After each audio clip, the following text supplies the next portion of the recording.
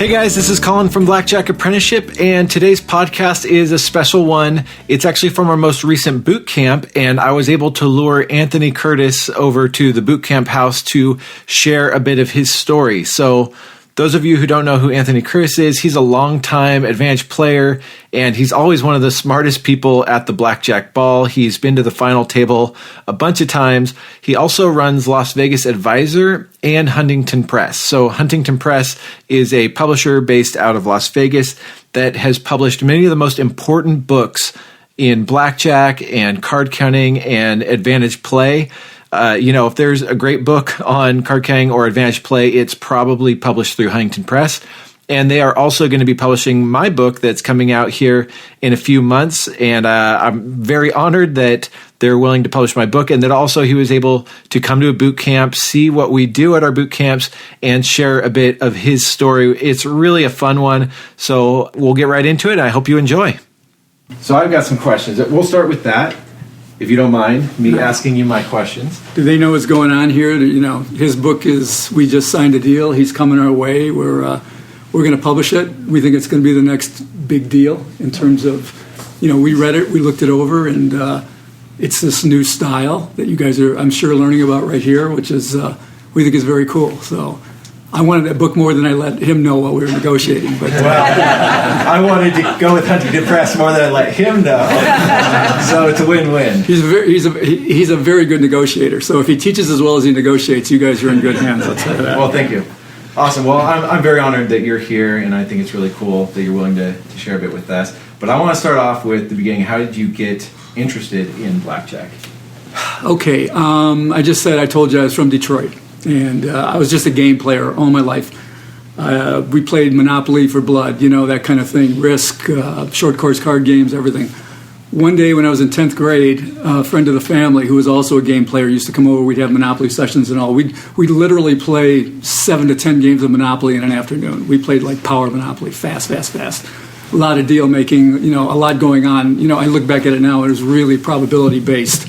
The good players really understood, dice rolls and where things were going to, and deal making, and that game was really an advantage player game if you did it the right way. So anyway, he gave me a book on blackjack, and it was Einstein's book originally, Charles Einstein.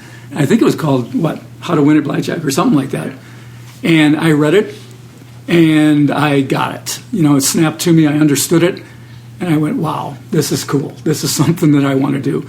Now, again, I'm in 10th grade, so I've got to fade 2 more years of high school and then, about 3 or 4 more years till I turn 21. But during that whole time, I read literally every single book that was out there.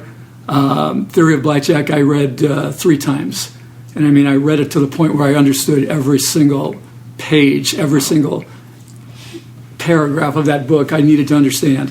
And then drilling, I drilled.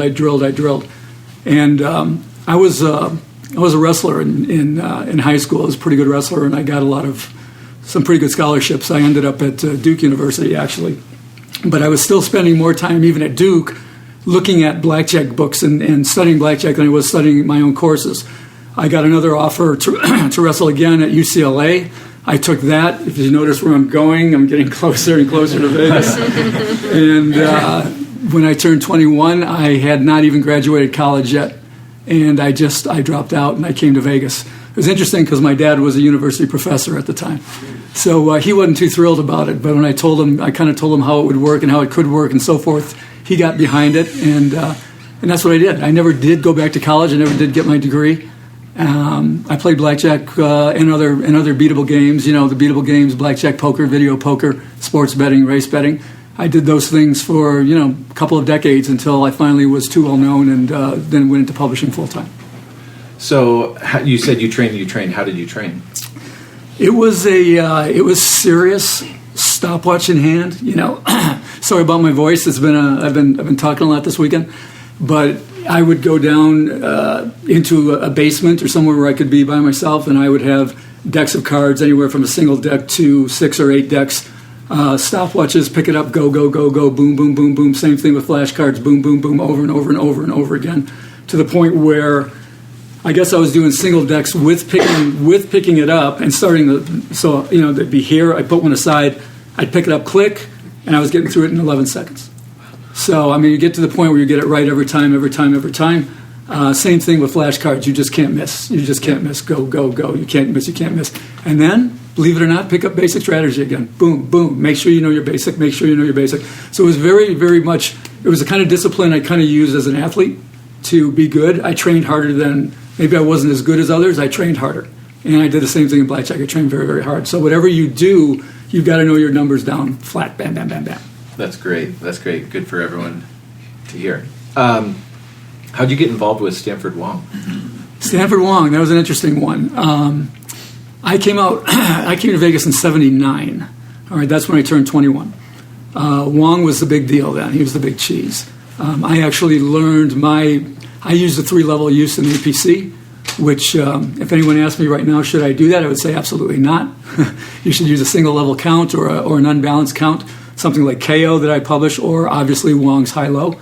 Wong did not invent the high-low. He kind of, though, put the solid numbers to it, so the high-low is always sort of associated with Stanford Wong. So I had read all of Wong's book. I knew Wong very, very well. And when I came out to start playing, I played solo for several years. I didn't know anybody. I came out here by myself, and I'm sorry if I don't mean to be holding you guys out. I should get on a swivel here. But eventually, when you come out here, especially back then, there was no internet. Back in the old days, man. There was no internet. There was something I called the information conduit, which meant you just got to know people and you got their phone number. And when things would happen, you would call somebody up, and it became a quid pro quo sort of thing. I tell you about this, you tell me about that. The same stuff that goes on today was going on then. Somebody would do a crazy promotions. Somebody would deal 2-to-1 blackjack. Somebody would do something just wild. And if you were in the information conduit, you would get a phone call, and then it would be upon you to reciprocate at some point down the line. So people get to know people over a period of time.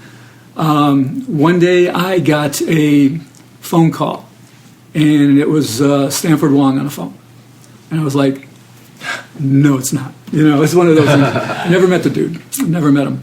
And he told me that he was starting a tournament playing blackjack team, and that he had 4 members to the blackjack team, and he thought that 5 would be perfect, and that he'd heard about me. And he said, do you want to play? Or as Wong would say, I have 4 players. I'd like 5. Do you want to play? And I said, yeah. So we set up a meeting to meet, and I got together with him, and we talked it over, and I looked at his material, and he talked to me, and I commented, and he liked me, and we've been basically lifelong friends ever since. That's awesome. So how did the tournament play work? Was it finding positive EV tournaments and just having other people to... Wong decided, Wong liked, there's a lot of bad rap on Stanford Wong. People say he didn't really play. He was only a theorist. That's not true. He was he would put his money where his mouth was in a big way. And he liked to develop things. He liked to find things. He liked to be first about things. And he tried sports, didn't do it so well. Tried horse racing, didn't do it so well. But he absolutely nailed it with tournaments. And he looked at it, and he saw there was a positive EV in almost any kind of tournament you could play. That was really the brilliance of it. Of all the tournaments we played, we were a very successful team. One of our weakest edges, one of our lowest edges was in blackjack tournaments. And that was what was really great, because all the competition, when they, it's another thing. You would learn about things by seeing other people that you knew doing things. So all of a sudden, people that knew me and others that were in the group and knew Wong saw us playing these tournaments all over the place, and everyone said, there must be something there. So they would watch the way we played them. They would try to emulate what we did. But for a very long time, they never even thought to look that we were playing baccarat tournaments and keno tournaments and roulette tournaments and things like that. And the thing is, tournament play is different from anything else that you're playing. For instance, when you play a blackjack tournament, you don't play blackjack. You play tournament blackjack. And when you play dice, you don't play dice. You play tournament craps. And you could literally get an edge in a tiddlywink tournament, by playing tournament strategy. So Wong was very, very good at that. And Wong appreciated that myself, and I later brought in one of my best friends, a guy named Blair Rodman, who wrote a book called Kill Phil. He is now writing a beginner's sports betting book for me. And Blair is a World Series of Poker bracelet holder. He won a major tournament for $700,000, a Hold'em tournament. And Blair and I probably assimilated the information better than anybody else that was on the group, including Wong. His own information, we actually took it farther than he did himself. He appreciated that, and it was all about kind of being quick on the feet. And we started off very chopping, because it's a high variance endeavor, playing tournaments. Obviously, Wong used to say, and he's right about this, the best thing you can do in a tournament is take first. The second best thing you can do is take last. That's because you were playing for first. These things were very, very top heavy, and Wong was not afraid to blow it all, lose it all. And blow it all is the wrong word. Just lose it all. Everybody zeroes out if we're playing properly to win. And eventually, boom, we won our first one. It was actually me. I won Match Play Blackjack Championship at the old Hilton. I think we won $77,000. We got in the car. We drove up to Lake Tahoe, and the only girl on our team won the crap tournament the next day for $43,000. And we came back and popped another one within 2 weeks. Wow. So, all of a sudden, boom, whoosh, we were up there. Interestingly, as we got more interested in it, that $77,000 tournament I won, I think I netted $3,200. I think that was my share. And Wong came up to me afterwards. He says, "You did things in that I never thought of." He goes, "The way you thought on your feet." I tell you that only because he took the $72,000 and I got $3,000 for doing things he never thought of. But I mean, that's the way it is. That's the way it gets started. There's actually a real funny story there, if you don't mind. Yeah, I'll tell it real quickly. Again, your time. Back then there were no dating services. We did it like the old style. We would like meet girls and go up to them. So I was trying to date this chick out of this woman. Excuse me, we have some females in the house here. I was trying to date this woman, a cocktail waitress out of the Lady Luck, and that's where we used to go all the time to practice, because Lady Luck had 3 days a week. They had mini tournaments, and that was the proving grounds, and that was the training grounds. We played them all. And I mean, we just honed our skill, and we tear each other apart. And afterwards, we talk sober, and we go to the bar and drink and talk drunk, and we just get to the point where we got so good at these things just from getting on top of one another. When a mistake was made, we played them very seriously. I think first prize was maybe $2,000 in these things, and they were $25 entry fees. And it was great because you play players of all different types. So anyway, there was a cocktail waitress there, and I kept shooting at her, and I was getting close. And finally, when I made the finals of this blackjack tournament, I called her up. I go, "I'm going to play for $77,000. Come on down."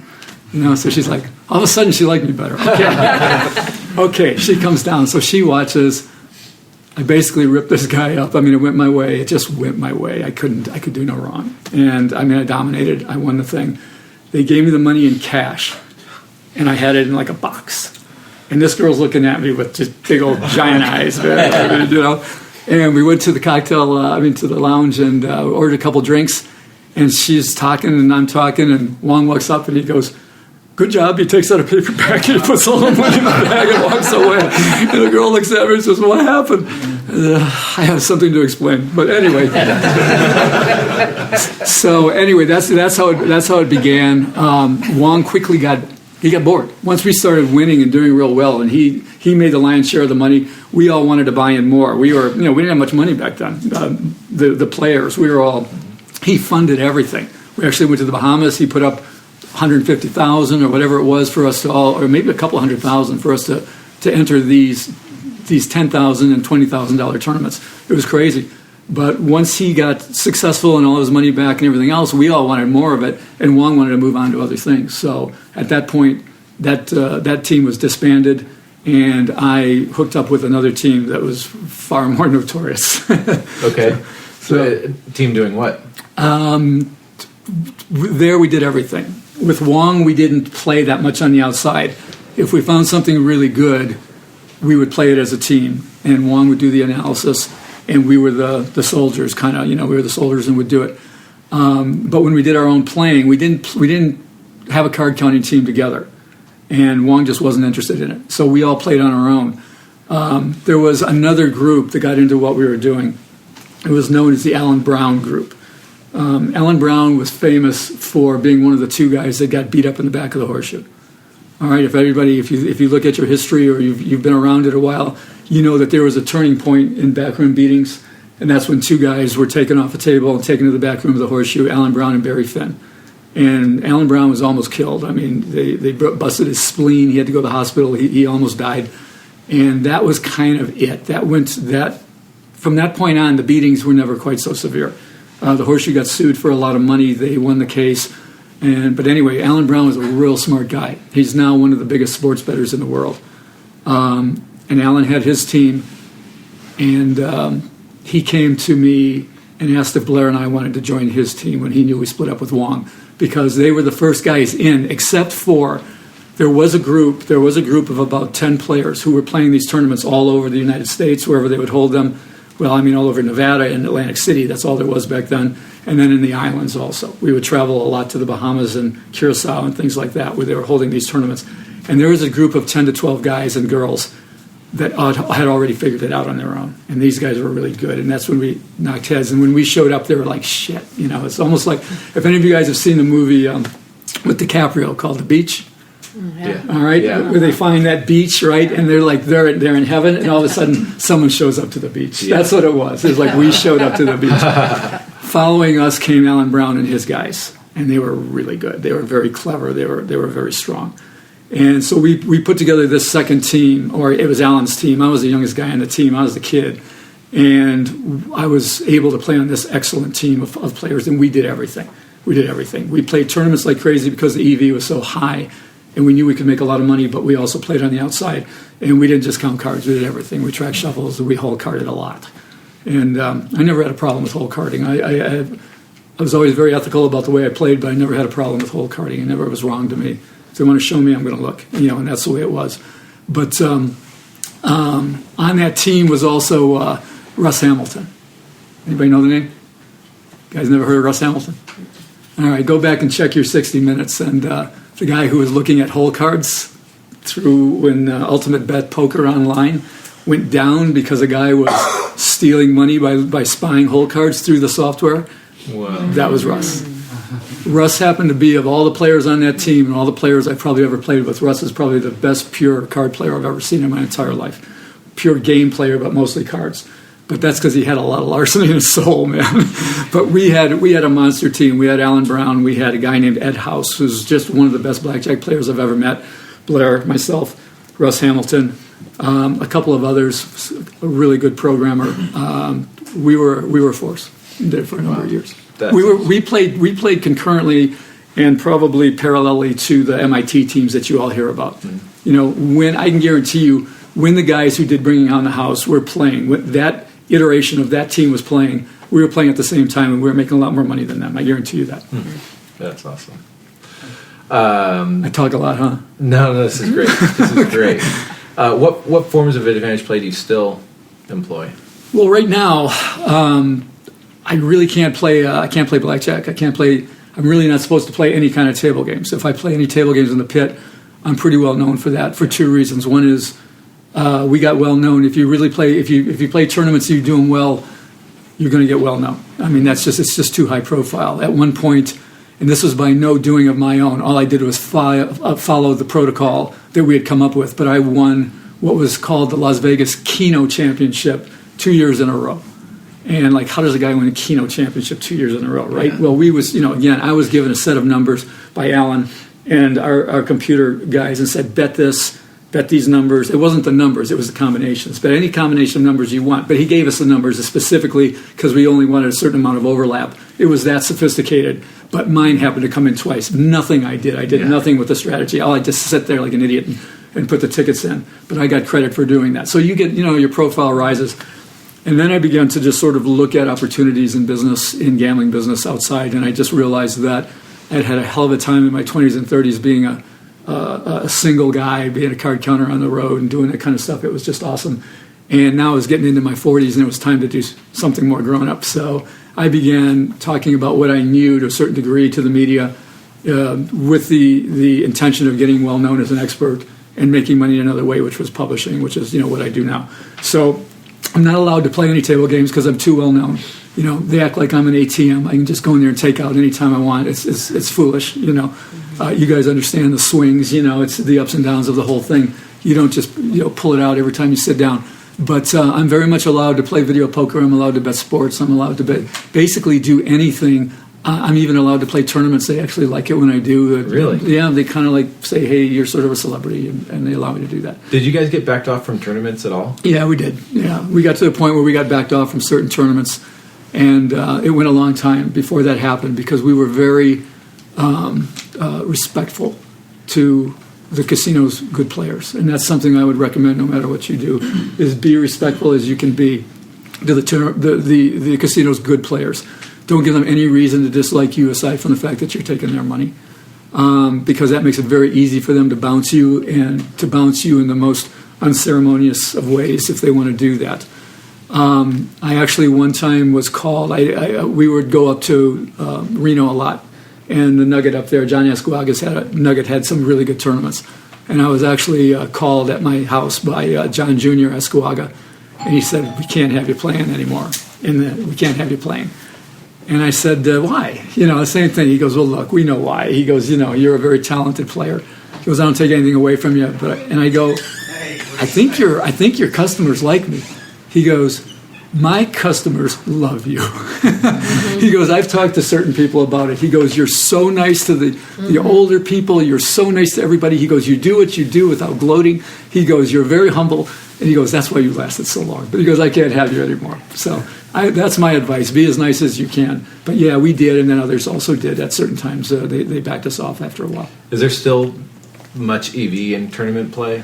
I think there's a lot of EV in tournaments all the time because people will never get it. They will never play it right. There'll always be a few people who play it right. And even those who play it right don't ever play it quite right. There was a group of what we called the A players.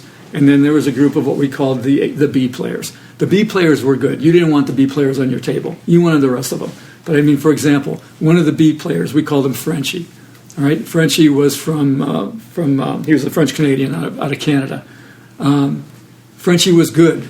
Frenchie later became very famous. I'll tell you why in a moment. But Frenchie was known as a gambler later in his life and a good poker player and various things. But Frenchie his group never quite got how to play these tournaments properly. At one point, this is back in the early, probably the mid-'80s, Frenchie was walking around with a cassette tape. Back then they had cassette tapes, asking everybody that he knew that had money there if we wanted to invest in this person that he had discovered. And everyone was like, "Yeah, beat it." I mean, the whole thing. And on that tape was Celine Dion. So yeah, none of us invested. He went on. Oh my gosh. Yeah, and that was gosh, what's his name? Celine's. He died recently. What was his name? René Angelo. Yes, René Angelo.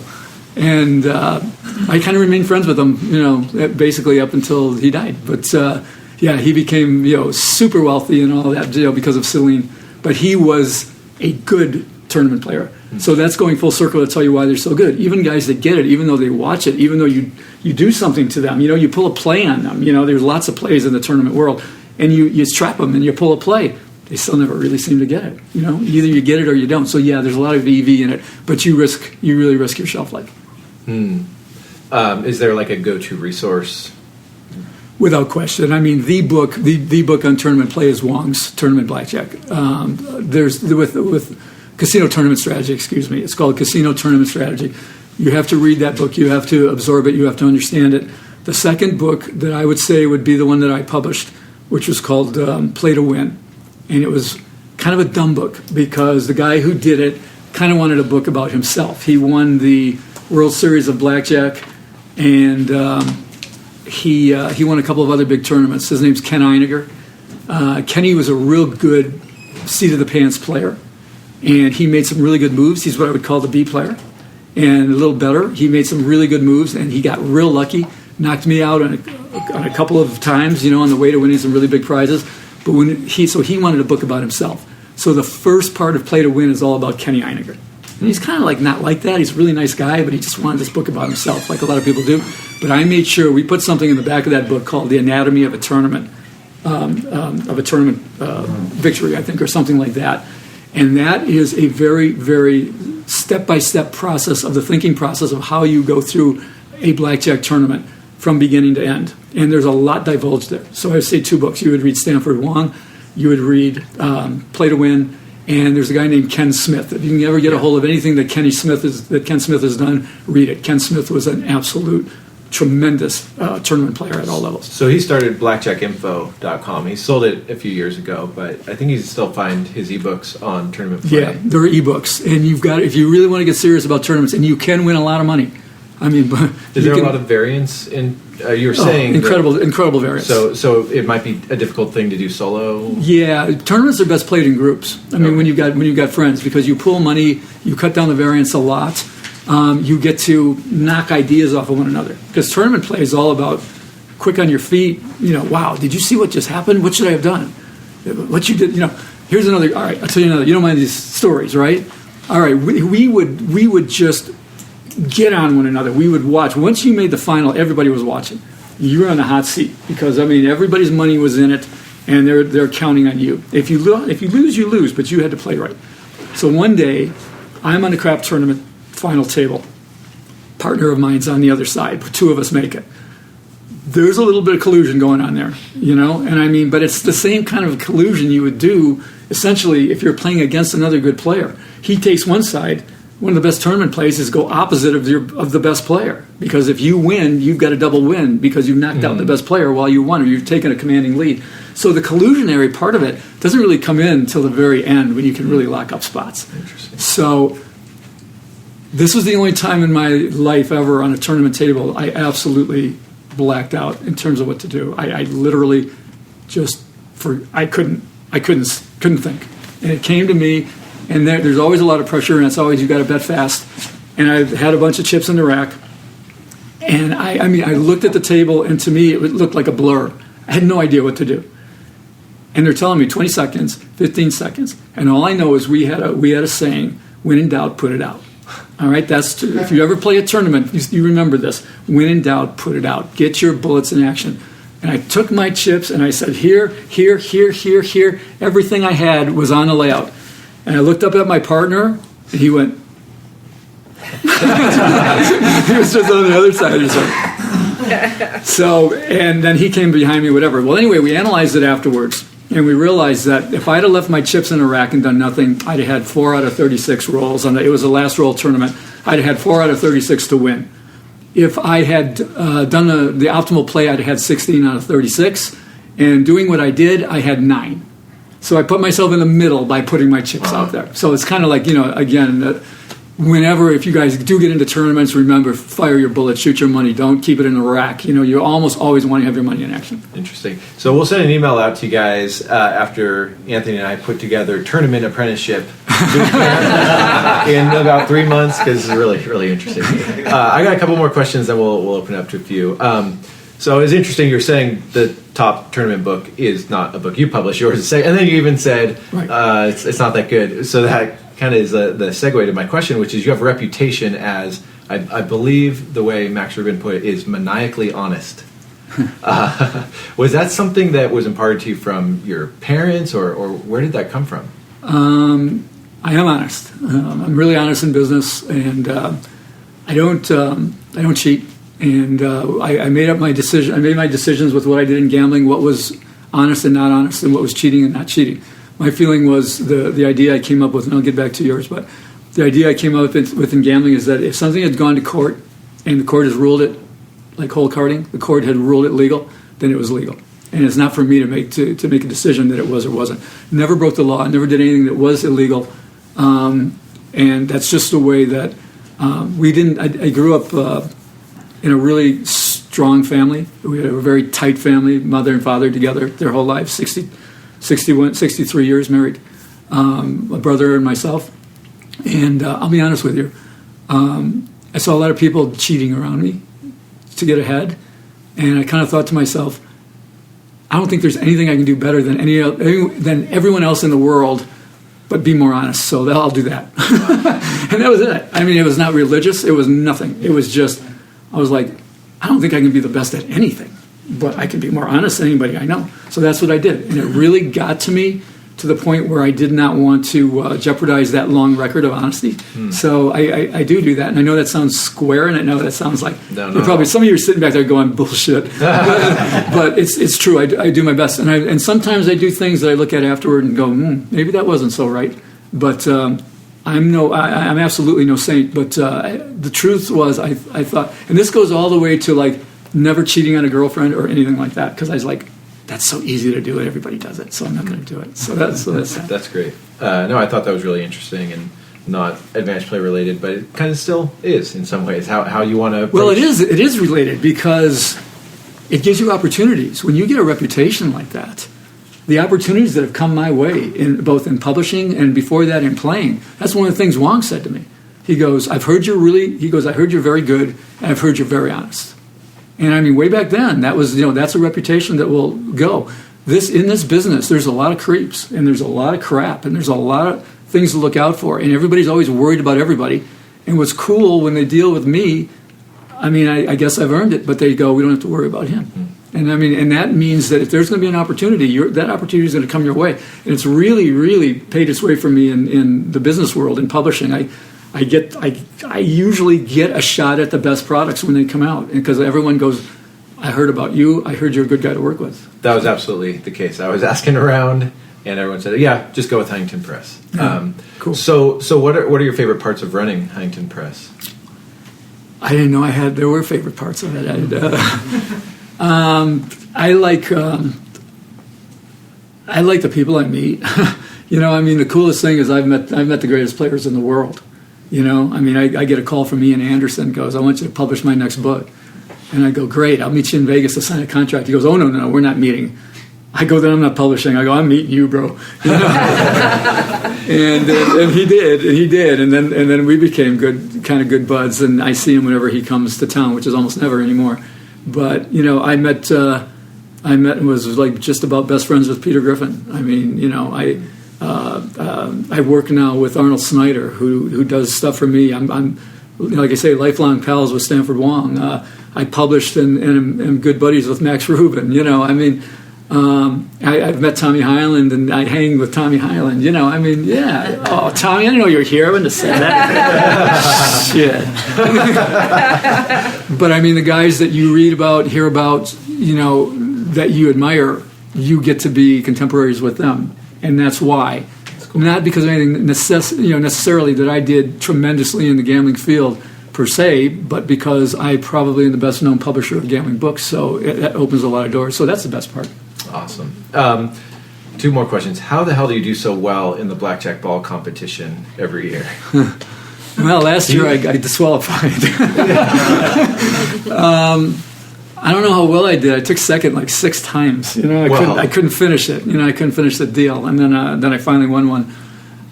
Yeah, but you put yourself in play. Well, let's be real. The blackjack ball is really more about knowledge than skill. Because you've got the only way they can pare it down to get a final table is to do well on the test. So I do well on the test. So that's what I'm trying to get this out of you, because I never do well. I've been like a question away from making the table, but I just can't get into that final table. So what's the secret sauce? Well, I mean, what do? I edit books all the time. I read about, I publish a newsletter, so I've got to be up on all the current events. I talk to people who tell me things about things that are, a little bit esoteric that might end up on that test. And I've just got that body of knowledge, that comes to me. And I'm not an expert test taker, but I kind of know their tricks. After doing this for 21 years, I've been going to that show for 21 years, and I've seen how they trick people and things like that. So it's just an advantage play there. Yeah. But so it was kind of embarrassing to get to the finals and keep losing. And twice in the last hand, it was a tournament. It was me against one other guy in a tournament, and twice I was drawn dead. I looked at the things, and I looked at his cards, and I went, I tried to induce him to do something that only a maniac would do, because it was the only way I could win. And it just didn't go my way. And then 2 years ago, I estimated 135 out of and it was 136, and I cut 2 away, and I counted and beat the guys, and that was it. I won one. Yeah. So there was. I still had some skills. I had some skill left over by the time. Knowledge and skills. Okay, one last question, and then we'll open up for a couple more. What's your best advice for these guys here that are? We actually have a broader group than just the attendees. Some people are here just to hear you and Tommy talk today. But what's your best advice for these guys? Oh, just leave now before it even starts again. Just forget it. No, best advice is really, first of all, you're going about it the right way because you're getting good information. You've got to work off of good information. You have to understand. You have to have a base understanding of why these things work. Not just the fact that you're here, that you're putting effort in, shows that you're not trying to take what I call the magic pill. Everybody wants the magic pill. That's why with the SCOTUS decision on sports betting, you're going to see sports betting touts coming out of the woodwork. We're already seeing that. That's because that's a magic pill approach. Somebody says, I can tell you how to beat these games. I can tell you how to sit on your ass back home on Sundays and drink and eat pizza and win money. That's bullshit. That just ain't going to happen. So you've got to treat it like an important discipline the way you would. Here's the funny thing. I mean, a girl I went out with I go out with these days said, well, explain to me, it was a video poker thing. I said, don't do that. Don't do that. Do this. She goes, explain to me why. I go, here's the reason why. I give her the layman's explanation. She goes, but why is that? And I said, I'm not going to explain. I don't have time to explain to you what took me 40 years to learn. Do you understand? This is not, everyone thinks it's something you can just pick up. You have to study, stay on top of it, keep your chops up, pay attention to the little things, be kind of maniacal about it. Don't let the little edges slip away. So, I mean, just take it seriously is what I'm saying. Treat this, look, there's money involved. This is like a business. You want to be a dentist? You got to study. You want to be an attorney? You got to study. Same thing. Awesome. That's great. You guys have any questions? I got one. So Max Ruin, he actually manages over there at the Baranas. How did he go? How did he switch from beating up casinos and then going into that field? What made? I mean, that has to be a mindset. Yeah. Having the ball too. So yeah, and a lot of people think that'd be kind of. And he gets tough. And and isn't it interesting how he gets a pass for doing it? Right. And then he tells people at the Blackjack Ball, if you have any affiliation with casinos, you are not allowed at the Blackjack Ball. Unless you're me. Yeah. That's right. Now, to be honest with you, he's one of my best friends. He's truly one of my best friends. So, I mean, I can get down on him for something like that, but I can also tell you why and what happened. And here's the truth. His best friend for years and years was a guy named Don Spear. Don Spear is not a gambler. Don Spear is a businessman. And Don Spear is in the casino industry, and he has a company that manages casinos. And he got the concession at Verona. And Max is his best buddy, and he said to Max, "Can you help me?" And Max is like, "This puts me in a really funny situation." But he goes as way as he would. If anybody can do it, that'd be me. So he's pretty confident in himself, and rightfully so. He's a real clever dude. Yeah. But Max said, I'll help you. He goes, I won't let people take advantage of you. And he goes, I won't hurt people I know, but I'll tell them to stay out of here. And he goes, basically, that's the main thing I'll do is keep them off your back, and I will help you make a better casino. A lot of people think Verona is the best run casino in the world because of a lot of things they do, and not sweating the money, and the speed of their games, and their liberalness with their comps and everything else. So Max, I think Max got off on building this like really great mousetrap at Verona, but he's also, he's very cordial. When he finds somebody, he picks somebody up off a game, he goes and buys them dinner like they did in the old days, and goes, look, there's 30,000 other joints you can play. You don't have to play here. So that's how he does it. The reason he does it though was not for the money or anything in the beginning. It was to help a really true friend that was like his best buddy. Well, I like the Hall of Fame. That's awesome up there. All yeah. those pictures and stuff up there. Yeah, it's they do a lot of cool things there. This guy Don is a real good progressive thinker, and he listens. And he actually, early in my career when I started really moving, you talk about advantage play of all different kinds. He invited me and others I was playing in to come in and bank his Pie-Gow games for him. So we were actually the bank because at that time they couldn't house bank, and they had to have outside bankers. Just that happened all around the country in different areas. It happened in Arizona, happened in different places, California. But Don called me up, gave me a lot of opportunities to do things like that. That's cool. Anyone else? We answered everything. This is a bit of a strange question, so I wasn't going to ask it unless other people did. But when you mentioned the sports betting, so my dad is really into sports betting, and he basically subscribed and pays for all those subscription services where they tell him what to bet. And I've always thought that's a bit risky. What should I say to my dad, I guess? Well, first of all, how's he doing? He tracks it really well, and I believe he's up. Like, he's retired now, and he switched to sort of doing that. But he has losing months and winning months. But I know he tracks it well. I think it goes fairly well. Well, it always boils down to your results. You know what I mean? Like I just did an interview on the phone the other day. I was actually going downtown to do check this out. I was going downtown to do a Travel Channel show where you guys ever hear of D.B. Cooper?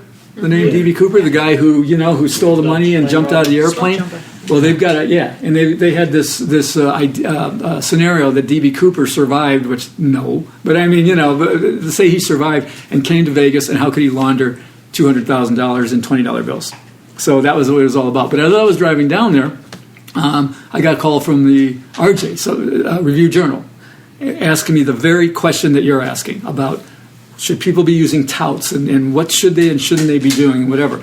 Well, the first rule of thumb is do not give them money, except if you want to pay for picks, you pay for picks. That's one thing. But do not give them money to manage. That's where people are getting in a lot of trouble, is now these guys are getting out there putting up shingles. They're putting up their shingles like they're money managers who are going to bet sports. And a lot of these guys are running off with the dough. So just make sure he doesn't give anybody his money to manage. Now, if you want to pay for picks, that's a different thing. There's mostly charlatans. Most of the guys that do it don't know shit. All right, but there are a lot of good ones too. There are some really good ones. The best ones, Tommy's group. A lot of people don't know. You only know Tommy Highland for blackjack, but Tommy's guys did sports for years, and they still do, right, Tom? Yeah, we're doing some, not as much. But I mean, these guys, the guys who really know how to do it, it's a beatable game. Make no mistake. This is a beatable game. The guys who really know how to do it, they're not selling their picks. They're making their own dough. But some guys do. I mean, perfect example. One of my best buddies. I don't know why he did it, but a guy named Fezzik. He got into some financial stuff, and he decided he wanted to go this route. Here's a guy who knows his stuff. He knows his stuff, but he's also going the tout route. So there are guys who can do it. There are guys who are very, very good who just maybe they don't like betting the money. I mean, Peter Griffin's a good example. This is a guy who knew blackjack better than anybody in the world, and he'd start shaking if he'd bet more than $10. He couldn't bet the money. He just couldn't do it, and that's why I got to be buddies with him, because he see me betting the money. He's like, "Wow, you can bet." I'm like, "Yeah, well, you tell me what to do. I'm betting, bro." That's what it is. But maybe that's a reason why these guys, go into this business. But some of them are good. So now it becomes a function of how much are you wagering and how much are you paying for the pick. See, you can't be paying $100 a pick if you're betting $200 a game. You can't be paying $25 a pick if you're betting $50 or $100 a game. You're giving up too much. You're taking 25% of it right off the top. So you've got to be betting enough and getting a good enough information relative to how much you're paying for picks. But the bottom line is, tell them to keep very, very good records. Monitor your results, and then look at it at the end of the year, or 2 years, or whatever is a reasonable amount of time. If you're winning, keep going. If you're losing, is what you're losing worth it to you for the fun you're having, right? And if it's not, then you get off that mule, right? Thanks. Okay. Awesome. Well, thank you so much, Anthony.